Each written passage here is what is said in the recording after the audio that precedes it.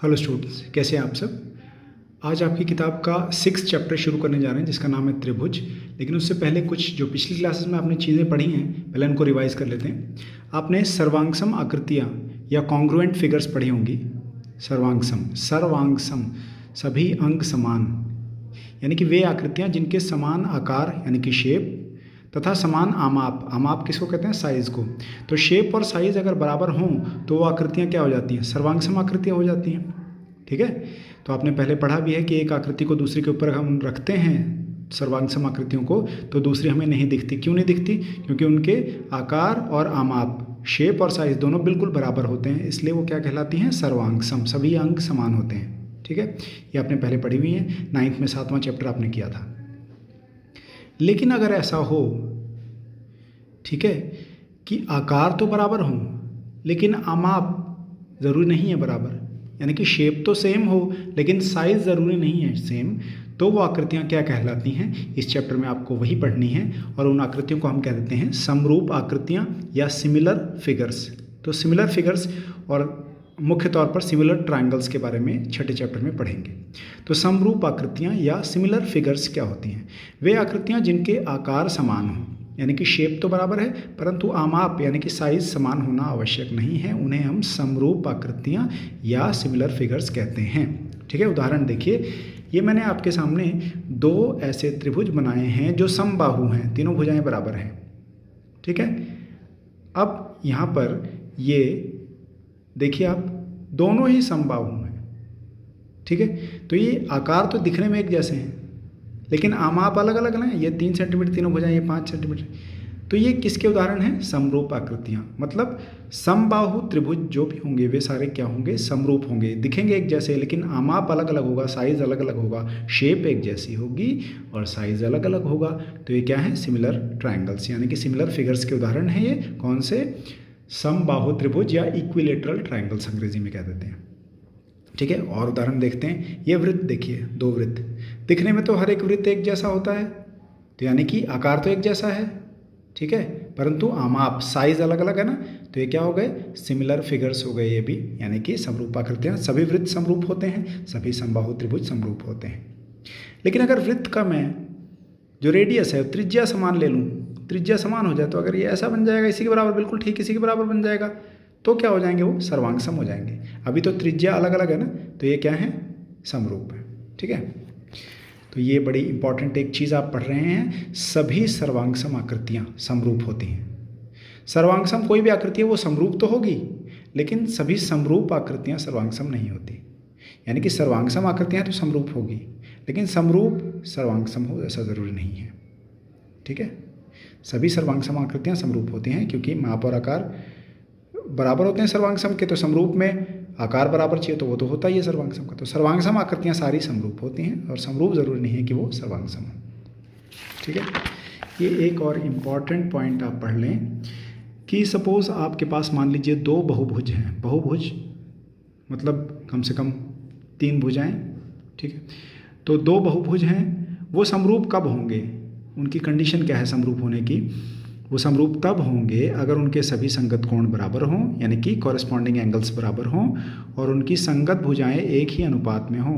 मतलब भुजाओं का अगर आप अनुपात लें तो सभी का अनुपात बराबर आए। तो बहुभुज कब समरूप होंगे या सिमिलर होंगे? जब सभी संगत कोण बराबर हों, एंगल सभी बराबर हों, इक्वल हों, कॉरेस्पॉन्डिंग एंगल्स यानी कि संगत कोण इक्वल हों, और उनकी संगत भुजाएं यानी कि कॉरेस्पॉन्डिंग साइड्स का रेशियो बराबर हो, यानी कि एक ही अनुपात में हो। उदाहरण से मैं आपको समझाऊंगा तो ज़्यादा समझ में आएगा। देखिए, दो आपको चतुर्भुज दे रखे हैं, तो ये बहुभुज हैं दोनों। अब आपको पता करना है कि क्या ये समरूप हैं, सिमिलर हैं या नहीं। तो सबसे पहले कोण देख लेते हैं। ये देखिए, यहाँ 85 डिग्री का एक कोण है, 85 है, 70 है, 70 है, 105 है, 105 है, ये 100 है, 100 है। तो सभी संगत कोण तो आपस में बराबर हो गए, तो पहली कंडीशन तो हो गई। दूसरी कंडीशन है भुजाओं का अनुपात देखना है। तो भुजाओं का अनुपात मतलब इसकी भुजा ए बी है तो इसकी संगत भुजा पी क्यू है, तो ए बी बटे पी क्यू अनुपात निकालना है ना, तो ए बी बटे पी क्यू, ए बी बटे पी क्यू। ए बी कितना है जी, 1.5 सेंटीमीटर, पी क्यू कितना है, 3। तो ये आप दशमलव अगर हटाते हैं तो यहाँ 0 15 बटे 30, 15 दूनी 30 होता है, तो 1/2 आ गया। ऐसे ही आप बी सी बटे क्यू आर निकालें तो बी सी है 2.5, क्यू आर है 5, तो यहाँ पे भी ऐसे 25 दूनी 50 तो 1/2। ऐसे ही CD/RS निकाले 2.4 बटे 4.8 है तो 1/2 आ गया। ऐसे ही AD/PS भी 1/2 आ गया। सभी भुजाओं के अनुपात देखो समान आ गए ना, तो इसका मतलब ये जो जोड़ा है, युग्म है चतुर्भुजों का, ये क्या है, समरूप है। क्यों? क्योंकि एक तो संगत कोण सभी बराबर हैं, दूसरा भुजाओं के अनुपात बराबर हैं। ठीक है, आइए अब आपकी प्रश्नावली 6.1 एक्सरसाइज 6.1 की तरफ बढ़ते हैं। कोष्ठकों में दिए गए शब्दों में से सही शब्दों का प्रयोग करते हुए रिक्त स्थानों को भरिए। सभी वृत्त डैश होते हैं। क्या होते हैं सभी वृत्त? सर्वांगसम या समरूप? सर्वांगसम तो नहीं हो सकते, एक जैसे दिखते हैं। अगर त्रिज्या अलग अलग है तो क्या होंगे? समरूप होंगे। दूसरा, सभी वर्ग डैश होते हैं। वर्ग की चारों भुजाएं बराबर होती हैं। आप मान लीजिए मैंने एक वर्ग ले लिया 2 सेंटीमीटर भुजा का, दूसरा ले लिया 5 सेंटीमीटर भुजा का, तो दिखने में एक जैसे ही होंगे, लेकिन आमाप साइज तो अलग अलग होगा। तो सभी वर्ग क्या होते हैं? समरूप होते हैं। सभी डैश त्रिभुज समरूप होते हैं। कौन से त्रिभुज हैं जो समरूप होते हैं? अभी आपने पढ़ा है कि समबाहु त्रिभुज समरूप होते हैं। ठीक है, और जो आपने एक और चीज़ पढ़ी वो है भुजाओं की समान संख्या वाले दो बहुभुज समरूप होते हैं यदि उनके संगत कोण डैश हों। क्या हों? संगत कोण बराबर हों, तथा उनकी संगत भुजाएं क्या हों? भुजाओं का क्या लेना होता है इसमें? अनुपात। तो समानुपाती हों, समान अनुपात हों, तो संगत भुजाओं का अनुपात क्या होना चाहिए? बराबर होना चाहिए, तो वो समरूप होते हैं। ठीक है, दूसरा क्वेश्चन क्या है? निम्नलिखित युग्मों के दो भिन्न भिन्न उदाहरण दीजिए। समरूप आकृतियाँ। समरूप, देखिए आप कहीं अगर किसी फोटोग्राफर के पास फ़ोटो खिंचाने चले गए, तो एक तो आपने उसको कह दिया कि एक पासपोर्ट साइज़ फ़ोटोग्राफ बना दे, और एक उसको कह दिया कि वही फ़ोटो, वही सेम फ़ोटो होनी चाहिए। ये नहीं कि आपने एक आज खिंचाई, एक दूसरे कपड़े पहन के दूसरे दिन खिंचा ली, वो नहीं। एक आज खिंचाई, उसी फ़ोटो के पहला एक छोटा साइज़ पासपोर्ट साइज़ बनवाया, और उसके बाद कह दिया कि उसी को 4x6 के बड़े साइज़ में बना दे, तो वो दोनों एक ही नेगेटिव से बनी हैं। तो एक ही नेगेटिव से विभिन्न मापों के फ़ोटो प्रिंट जो हैं वो समरूप होंगे।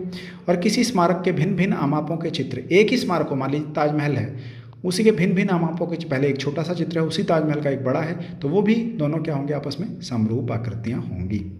ऐसी आकृतियाँ जो समरूप नहीं है, ये तो आसान है, उदाहरण दें, दो अलग अलग स्मारकों के चित्र ले लीजिए, एक त्रिभुज और एक चतुर्भुज, वो भी आपस में समरूप नहीं होते। ठीक है, चलिए तीसरा क्वेश्चन देख लेते हैं। बताइए कि निम्नलिखित चतुर्भुज समरूप हैं या नहीं। अब ये दो चतुर्भुज आपके पास दे रखे हैं। पहले आप भुजाओं का अनुपात देख लीजिए। PQ/AB, PQ 1.5 है, AB 3 है, तो 1.5/3 करेंगे तो 1/2 आ जाएगा। ऐसे ही QR/BC करेंगे वो भी 1/2 आ जाएगा। ऐसे ही RS/CD करेंगे वो भी 1/2 आ जाएगा। ऐसे ही PS/AD करेंगे वो भी 1/2 आ जाएगा। लेकिन कोण भी तो देखने हैं। क्या ये कोण 90 डिग्री का दिया हुआ है? ये कोण S 90 डिग्री का है, कोण D तो 90 का, कोण S भी 90 का होना चाहिए, लेकिन नहीं है।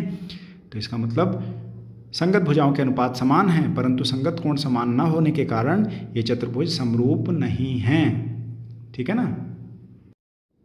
तो आइए देख लेते हैं आपका होमवर्क क्या है। होमवर्क में आपने एक क्वेश्चन करना है, बताइए निम्नलिखित समरूप हैं या नहीं।